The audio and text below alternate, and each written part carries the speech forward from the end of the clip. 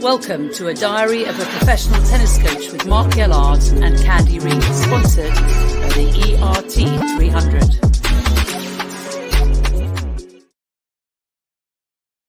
Well, a warm welcome back to Diary of a Professional Tennis Coach. Unfortunately, again, Mark Gellard is not able to join us. He's on court somewhere in sunny Florida. Meantime, I'm in wet and windy London, and delighted to say I'm joined once again by Vuk Brajovic, who is a leading Serbian journalist. Vuk, welcome back to the show.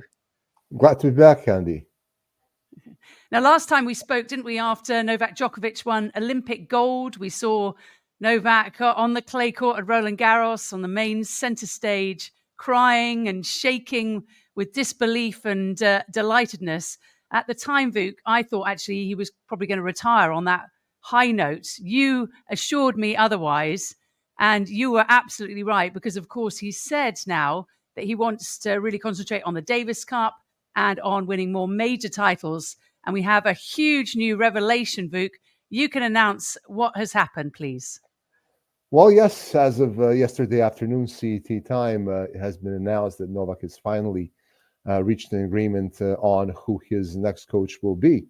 And this is no more nor less than Andy Murray, his erstwhile friend, companion, rival, his generation's sake, somebody who has really made a huge mark in the sport, just retired from the ATP Tour, and a person around whose name there have been a lot of speculations on what will next move in life and tennis will be. Of course, the Murrays are one of the most famous tennis families out there, and we pretty much knew that it won't be long before Andy announces his next move or his next role in tennis.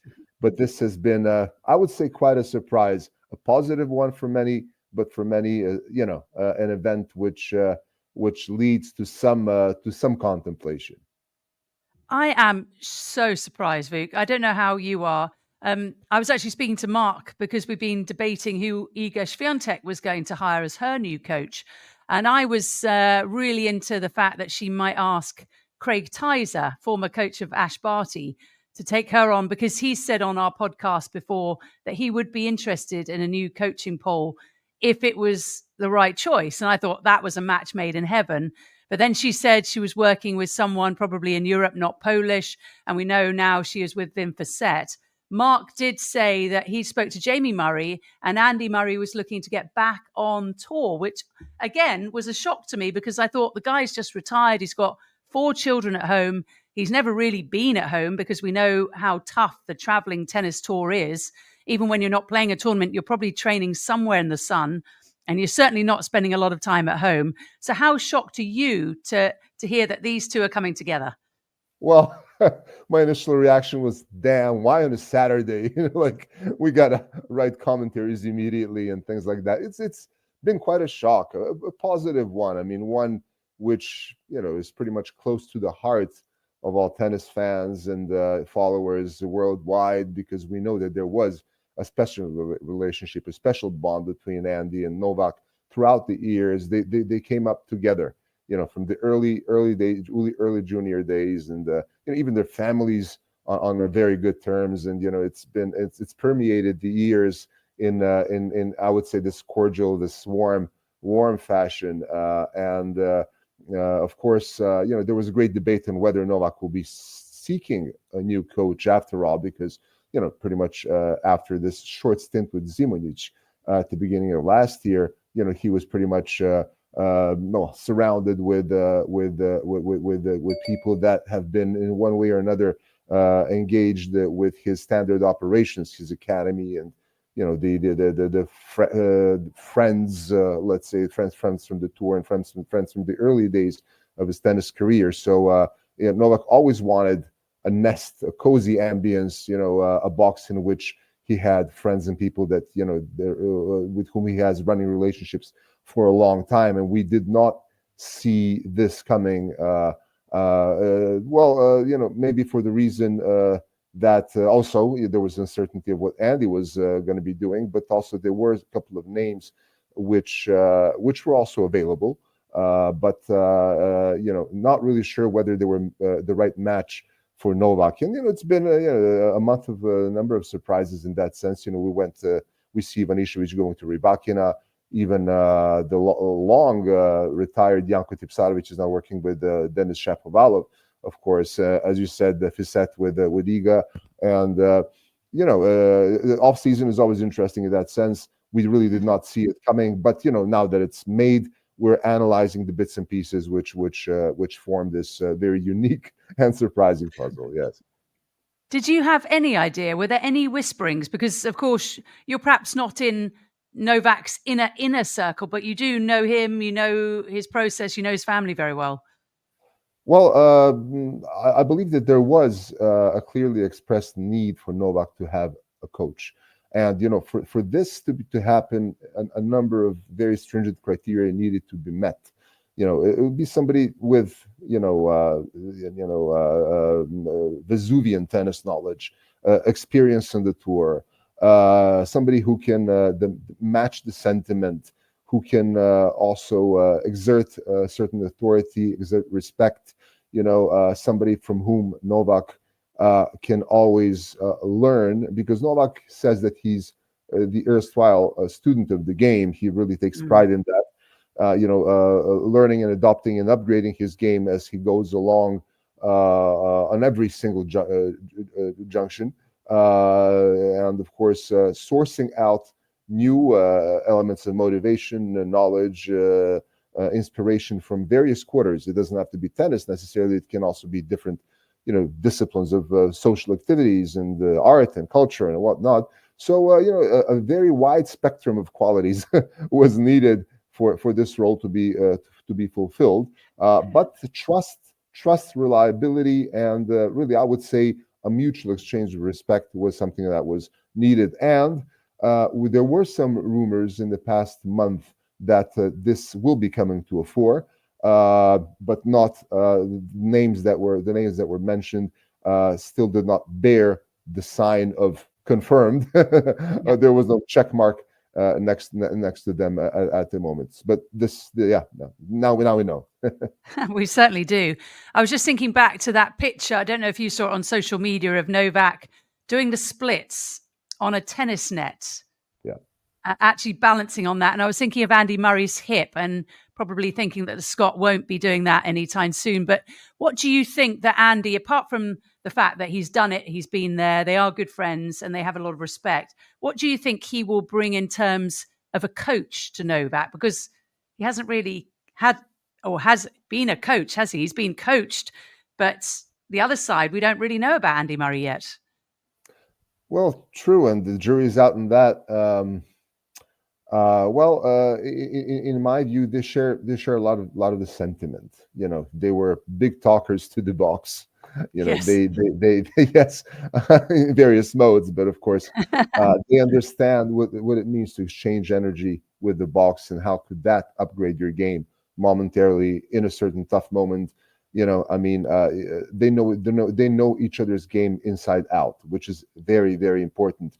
Both of them, I believe, built their legacy in a large extent to defensive play.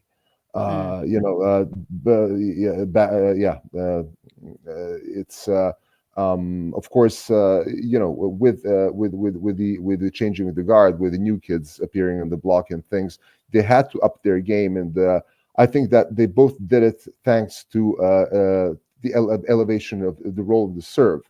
Andy's been playing with the plastic hip for so long.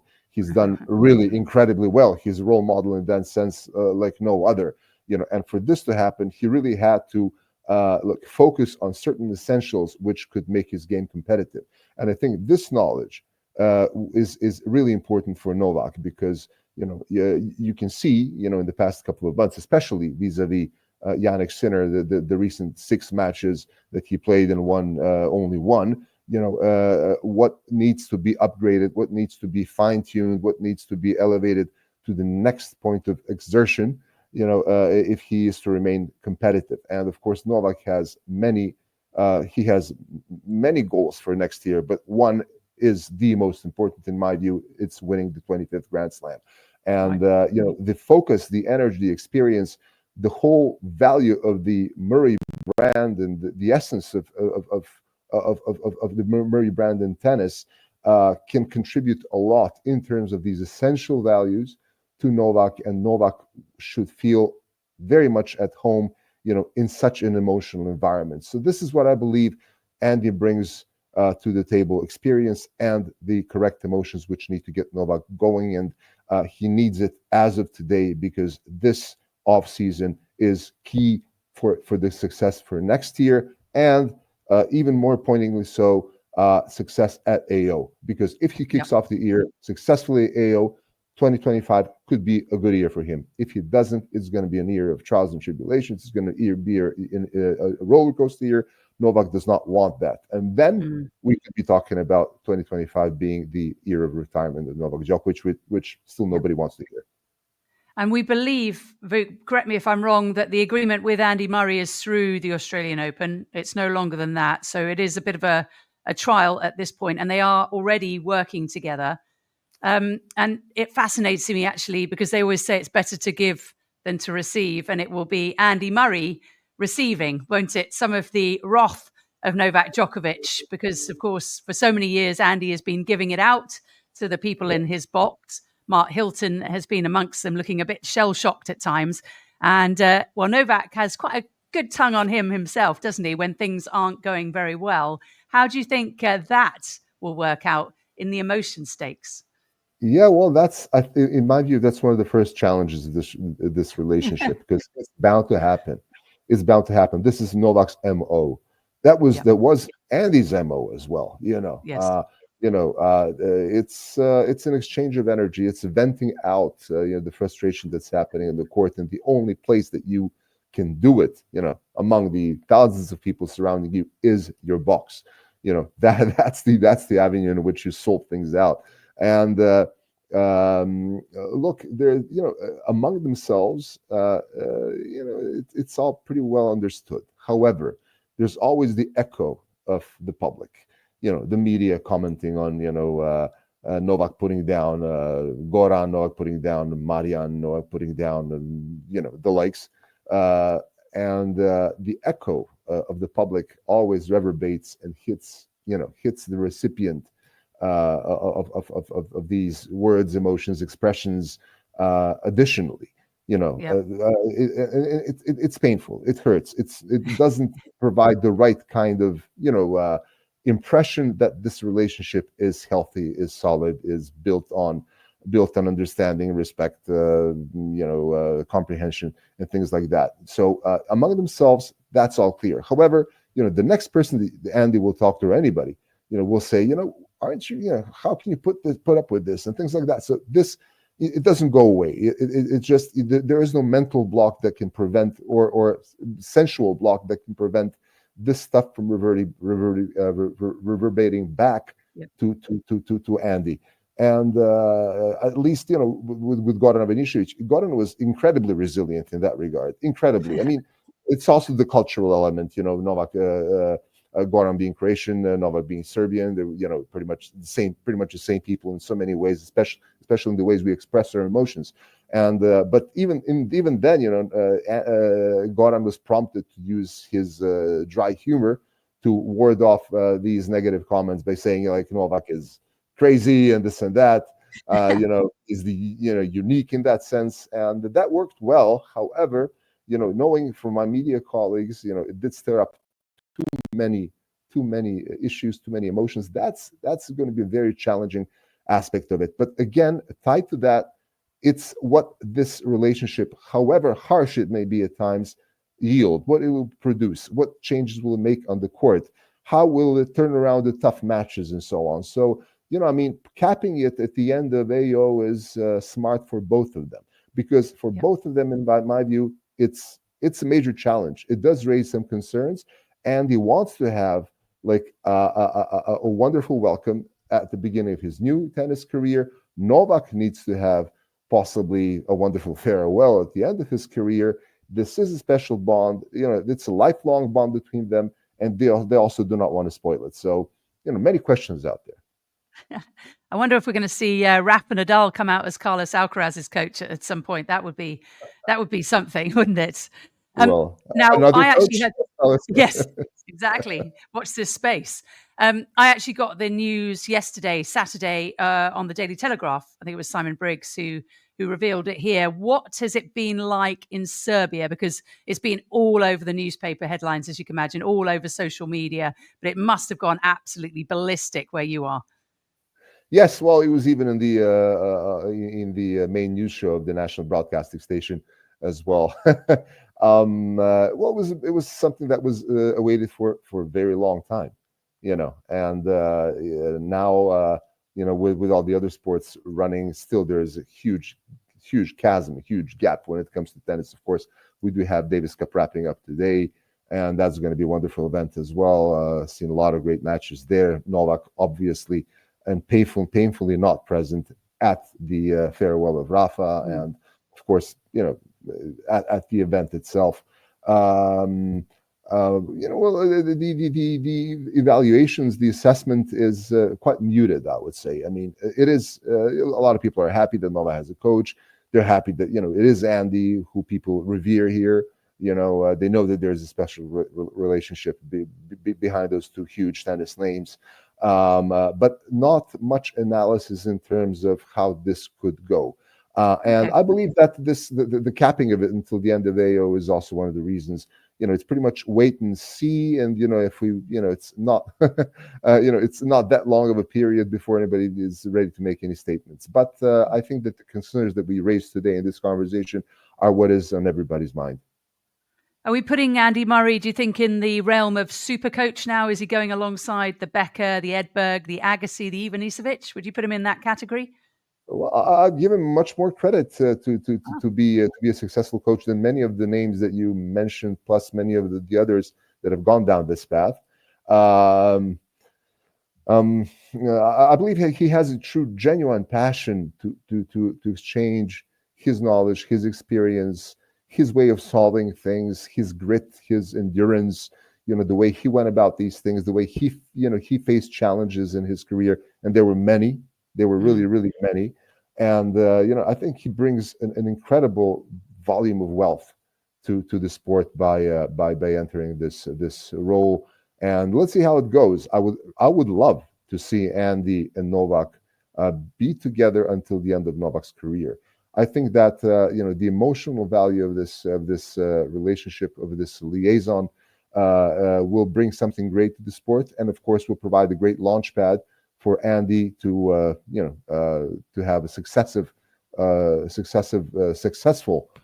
coaching engagements, while it may also provide some inspiration to Novak in that Mm. sense as well. So maybe he'll coach his son Stefan, maybe he'll be coaching somebody else. But Novak also wants to find a way in which his legacy will remain, will permeate, the world of tennis in the years to come. I think, I mean, as far as I'm concerned, that legacy is absolutely secured. He's the best of all time. I don't think there's any argument about that. I put Martina Navratilova up there on the women's side, 59 majors in total. I don't think we should ever forget that. But what Novak has done is truly remarkable. What do you think, given the state of the ATP now, in that, I mean, it always gets stronger and stronger, doesn't it? They're becoming more athletic, stronger. It's just incredible, the level. And Sinner has really distanced himself from the rest of the pack this year. He has had an astonishing 2024. What do you think Novak needs to do in particular to sort of close that gap a bit? I'm in my commentary that I wrote yesterday. I made this small, short reference to Rocky, the movie which Novak has talked about a lot, and in particular Rocky 3, when Apollo Creed goes in, coaches Rocky against his formidable rival Mr. T. Now we have Mr. C, right? I love it. And pretty much a similar matchup on the coaching and the contender side as well. Novak, first of all, will have to increase his physical endurance. First of all, in my sense, physical endurance allows you to implement your strategic vision, your style of play, your particular strategy against various players, the A, B, and in this case the C game. Because beating Yannick Sinner at a Grand Slam final will require all three modes of the game.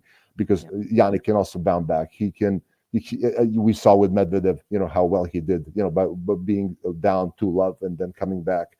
It's in my sense that will be one of the main building blocks for a restoration of confidence.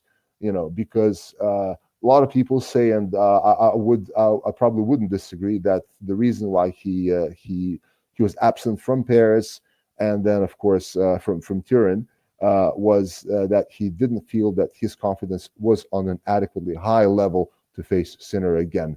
And losing 5 out of the last 6, speaks for itself. And Novak didn't feel like he had the energy, the motivation to go into another practice period, or with enhanced practice period, I would say, at the end of the year, which is problematic for many, as Yeah. we saw with Carlos Alcaraz. But he wants to make his off season legendary in terms of preparations, and he knows that it's AO 2025 is probably make or break for him in regards to reestablishing stability and balance in this most delicate relationship with Sinner, because pretty much with everybody else he is still on a strong footing. He beat Yeah. Alcaraz in the finals of the Olympics, but Sinner seems to be a riddle that he will be inspired to solve, and not to forget that 2 of his team members are now with Yannick. It always brings some mixed emotions there and so on. And Novak is a beast of emotions, I would say, that as we saw at the Olympics. So I think that many factors go into this equation, but I would say that the physical part is the most important. And of course, in many of the last matches that he lost, and he lost with great disappointment, like Nadi and in Indian Wells, we saw that the physical element was missing.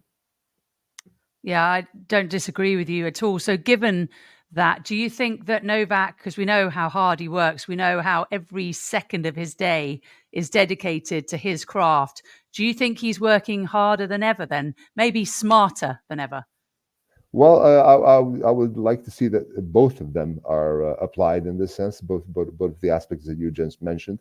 But for Novak, I would say that apart from Sinner, the greatest challenge for him next year is injuries, are Mm. injuries, because you have to win so many matches to win a Grand Slam, but in some second, third round, you may end up playing against a very inspired Popyrin, for example, as was the case at the U.S. Open, or like young guns, from all over the world, who saw the others beat Novak, who have nothing to lose, who are going into it full throttle, and these matches could be very, very risky, as we saw with his legendary campaign 2 years ago in Australia. When he won the tournament without a single decent practice before the finals. You know, that's all very risky. And you're 37, turning on 38 this year and Yeah. next year. That's going to be tough. But if somebody can do it, I would believe it's Novak. Yeah, I don't disagree again with you. He's just so determined, isn't he? And obviously has the support of his family, as does Andy Murray. I'm sure that Kim, after having Andy home for a few months and hitting the golf course, we know he's done quite well in golf. He's a very good player. Just said, okay, just go and do it. You need to get this out of your system. And you have to say, I mean, with Andy Murray, I don't know how you feel, Vuk, but when I travel a lot, when I come home for a bit, as I've been home now for a few weeks, I get a bit antsy. And I was just thinking, as a tennis player, because you're on the road all the time and your life is sort of just completely incorporated, isn't it? And you work your little chores and everything you have to do around your work, that suddenly when you come home and actually you've not got particular meaning, although, of course, he does have 4 young children. We must keep reiterating that. But it must be a little bit of a void and sort of a bit of a black hole that's a bit dangerous for some personalities to go into. What do you think? Well, you don't have to look further than Pete Sampras for that. And I was doing an interview with Pete at the Porsche ladies event in Stuttgart. I was shocked to hear some things coming out of Really? his mouth. And yes, I was, because he pretty much, he in some stuff that he said was really shocking. That he felt like burdened from tennis. He was glad to be away from tennis. For God's sake, he even forgot his sneakers at home to play that exhibition.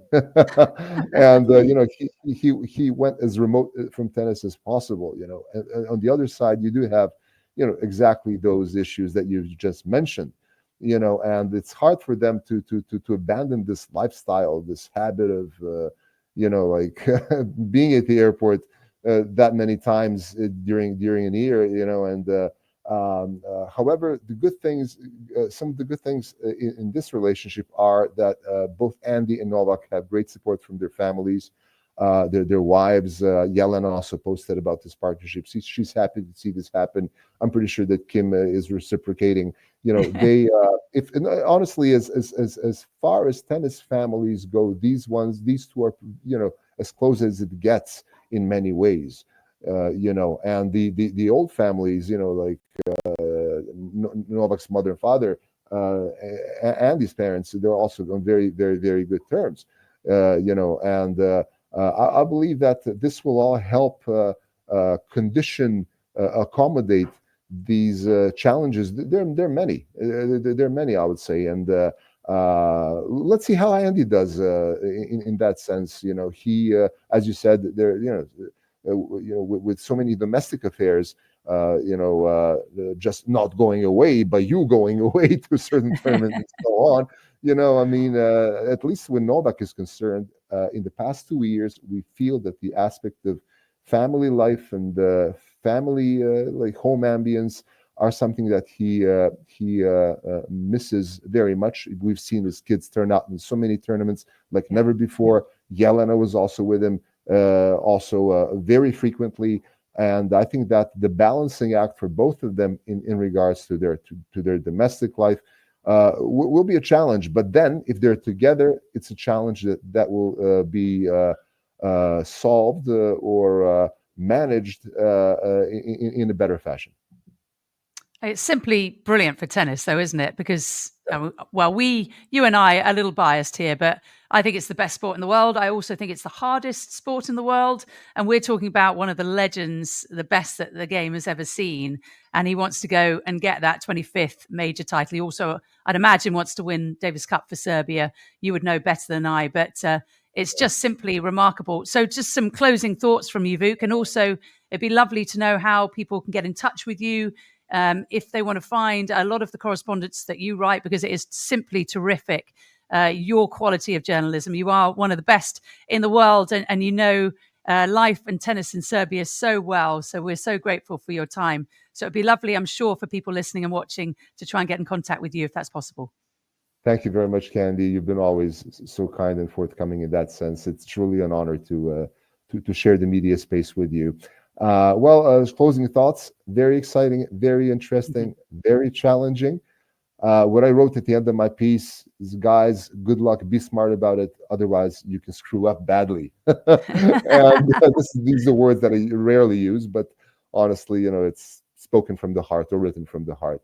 And let's see how it goes. I think it's going to be a great asset for tennis. You can read my pieces on kurir.rs. Which is a publication in Serbian, but now you can easily translate it through ChatGPT or any other assisting device. And let's look forward to a great 2025. And I presume you're going to be in Australia, because there's going to be a lot of media attention. I hope you've already got your accreditation. Yes, and I'll see you there. I will see you there. Thanks very much, Vuk. Amazing once again to talk to you. And we shall see how the Novak Djokovic, Andy Murray partnership works in the future. I, for one, can't wait. Thanks so much again for being on Diary of a Professional Tennis Coach. Thank you, Candy. Great holidays ahead, and God bless you guys. Thank you. And to you.